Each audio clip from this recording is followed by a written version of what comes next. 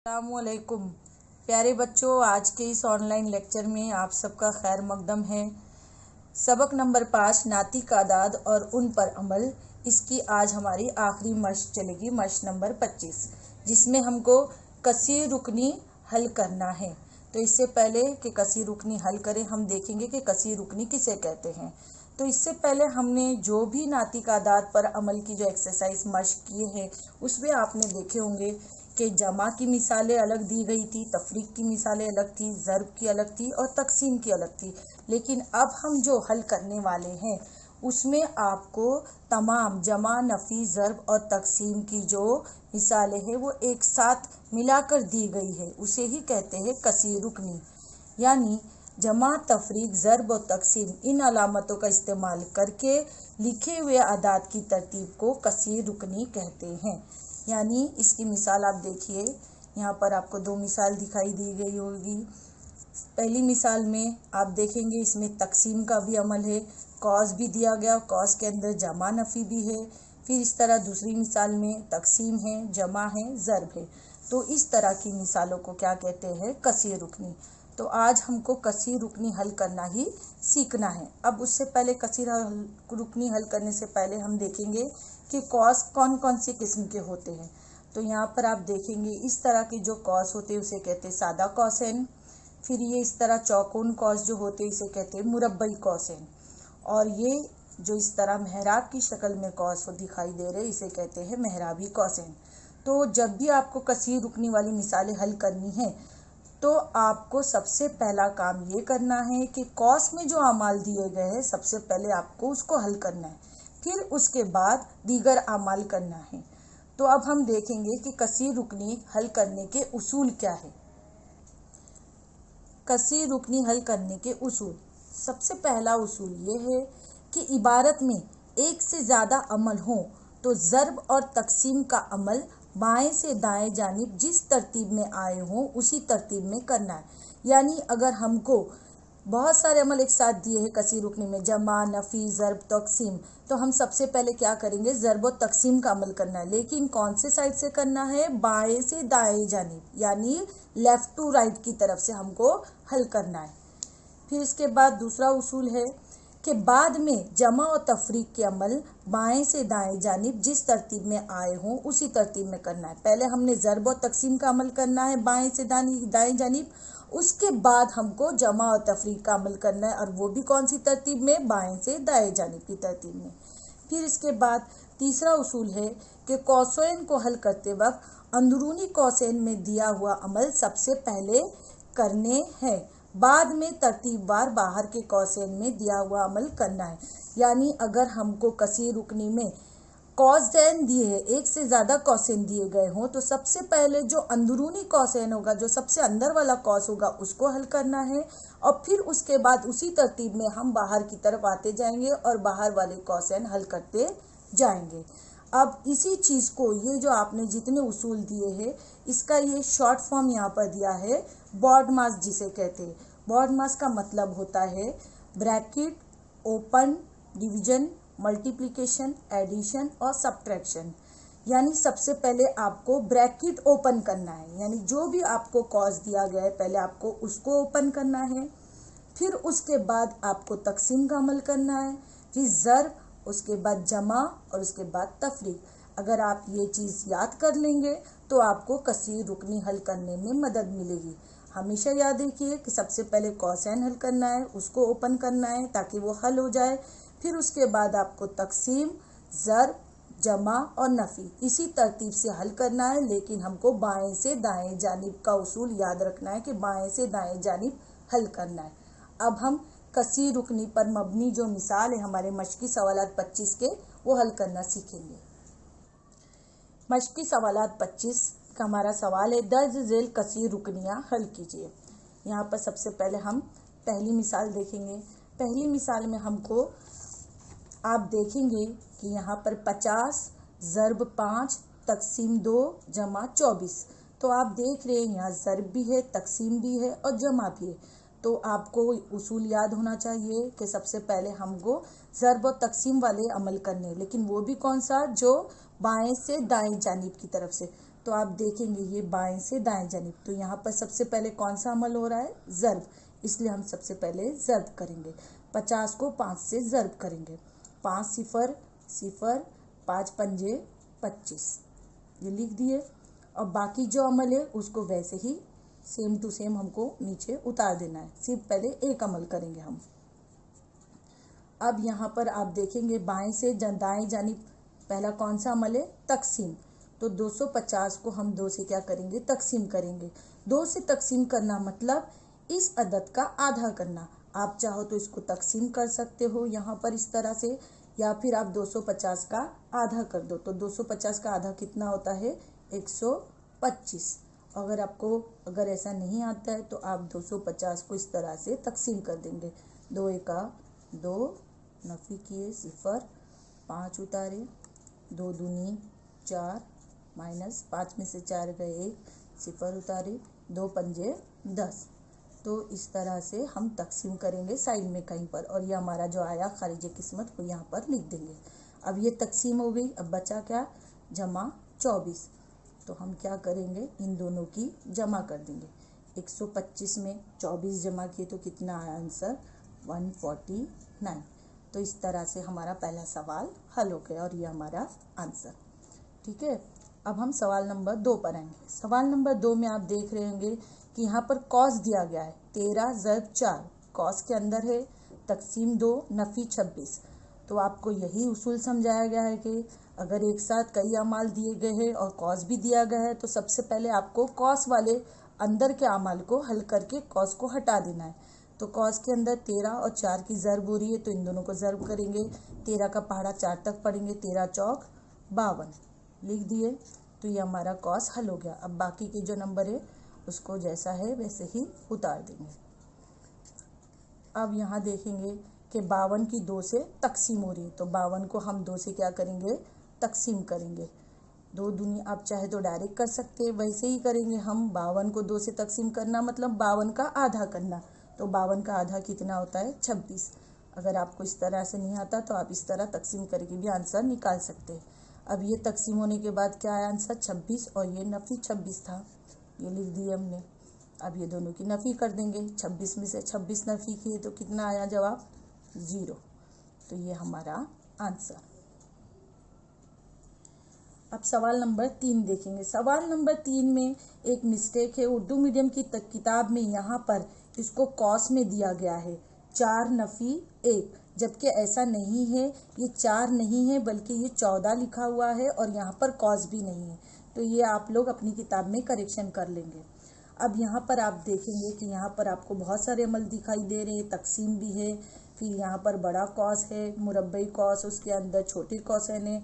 तो आपको वही उसूल याद करते हुए क्या करना है, सबसे पहले जो सबसे अंदर वाला कॉस है उसको हल करना है। तो आप देखेंगे ये बाहर एक बड़ा कॉस है चौकोन, और उसके अंदर आपको ये कॉस दिखाई दे रहे, तो आप सबसे पहले ये अंदर के कॉस को हल करेंगे।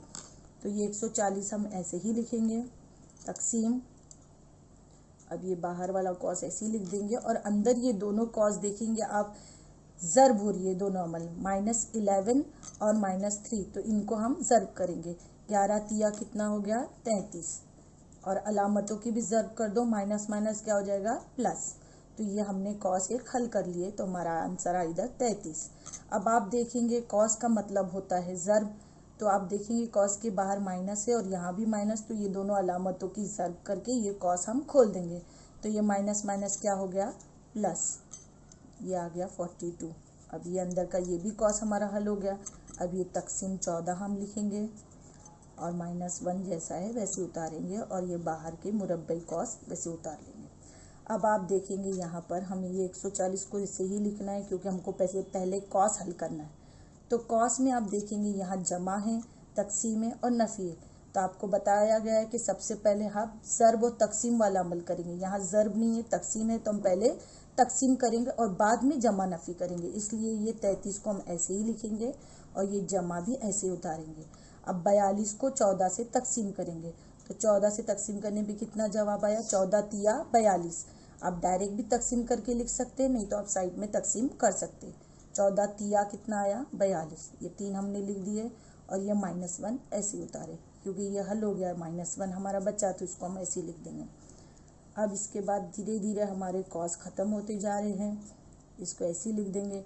अब आप देखेंगे कि ये मुरब्बई कॉस है, इनमें 33 और 3 की जमा हो रही है और एक क्या और इसमें से तफरीक हो रहा है। तो 33 और +3 कितना हो गया 36। 36 में से 1 माइनस किए, नफ़ी किए, तो कितना आया हमारा जवाब यहाँ 35। तो हमने ये कॉस हल कर लिए और हमारा आंसर यहाँ आ गया 35 और ये कॉस हट गया। अब आप देखेंगे यहाँ 140 की 35 से तकसीम हो रही है, तो 140 को 35 से आप तकसीम करेंगे। अगर आपको नहीं आता है तो आप इस तरह से भी तकसीम कर सकते हैं, नहीं तो आप बटे में लिखकर इसको काट सकते हैं। 35 का पहाड़ा पढ़िए, देखिए 1 आता है, नहीं तो 14 आता है, वो भी छोटा है, तो 140 लेंगे। तो 35 का पहाड़ा पढ़ के देखेंगे कि कब आता है 140। तो 35 का 35, 35 दूनी 70, 35 तिया 3 पंजे 15, 3 तिया 9 और 1 10, 105 नहीं आ रहा है। 35 चौक देखेंगे, 4 पंजे 20, 4 तिया 12, 13 14, 140, यानी क्या आ रहा है 35 चौक 140। तो ये हमने तकसीम किए, तो हमारा कितना आया आंसर 4। तो ये हमारा आंसर। अब हम सवाल नंबर 4 देखेंगे। तो सवाल नंबर 4 में देखेंगे आप यहाँ पर मेहराबी कौसैन दिए हैं, उसके अंदर ये मुरब्बई कौस है और उसके अंदर भी एक छोटे कौसैन दिए गए। इसी तरह यहाँ पर भी कौसैन है। तो हम सबसे पहले क्या करेंगे, जो अंदर वाले कौसैन है उसको हल करेंगे। तो आप देखेंगे इसके अंदर ये और ये वाले कौस है, तो हम सबसे पहले ये और इसको हल करेंगे, तो ये ताकि ये कौस हट जाए। तो 220 में से सबसे पहले हम 140 को क्या करेंगे, तफरीक। तो 220 में से 140 माइनस करने पर कितना आंसर आया 80। तो ये हल करें तो ये कॉस हमारा हट गया। अब हम ये जमा उतारें। अब ये बाहर वाला कॉस, इसको हमको ऐसे लिखना पड़ेगा क्योंकि अंदर का कॉस पहले हल करना है। 10 का पहाड़ा 9 तक पढ़ेंगे, ज़रब हो रही 10 9 90 लिख दिए। अब ये जमा लिखें। अब ये अंदर वाले कॉस को हमको हल करना है। 5 दूनी 10, ये दोनों ज़रब हो रही है, तो 5 दूनी हमने क्या किए 10, और अलामतों की भी ज़रब कर दो, माइनस प्लस क्या होता है माइनस। तो इसको अभी हम कॉस लगा कर रखेंगे क्योंकि इसमें माइनस साइन आई है, बाद में हम इसको ज़रब करके कॉस हटा देंगे। अब ये वाला कॉस भी इधर ऐसे ही लिखे और ये मेहराबी कॉस हमने उतार लिया और माइनस कितना है 100 लिख दिया हमने। अब इसके बाद यहाँ पर हम देखेंगे ये 80 ऐसे ही लिखना है जमा।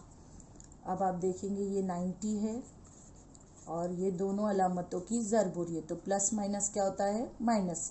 90 में से 10 गए, कितने बचे, लेकिन पहले हम साइन ज़रब करके लिख देंगे, प्लस माइनस माइनस उतार दिए और ये 10 लिख दिए। बाद में हम इसके बाद इसको हल करेंगे, पहले हम अलामतों की ज़रब करके लिख देंगे अलामत क्या है, उसके बाद हल करेंगे। तो अब ये देखेंगे 80 और 90 में से ये 10 माइनस हो रहा है, तो कितना आया 80। तो ये भी हमने हल कर लिया और ये कॉस हमारा हट गया। अब सिर्फ हमारा ये मेहराबी कॉस बचा और बाहर नफ़ी 100।